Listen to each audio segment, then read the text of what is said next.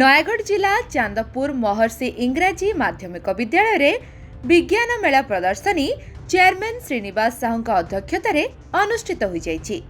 एही कार्यक्रम रे खाउटी अदालतर पूर्वतन विचारपति नारायण महापात्र मुख्य अतिथि भावे जोग देइथिले। कार्यक्रम रे छोट छोट छात्र छात्री माने विभिन्न प्रकारर विज्ञान कौशल प्रदर्शन करथिले। रणपुर महाविद्यालयर पूर्वतन अध्यक्षा श्रीमती मीनाक्षी मित्र एवं टांगी दुर्गाचरण चिलिका महाविद्यालयर पदार्थ विज्ञान अध्यापिका सुचित्रामयी जगदेव विचारक भावे जोग देइथिले। छात्र छात्री मानक द्वारा अतिथि मानक स्वागत संबर्धना करा जायतिला। कार्यक्रम रे समस्त शिक्षक शिक्षयित्री सहयोग करथिबा बेले अध्यक्ष सुशांत कुमार नायक धन्यवाद अर्पण करथिले। चांदपुर प्रदीप कुमार साहू को रिपोर्ट लिव लाइफ ओडिया।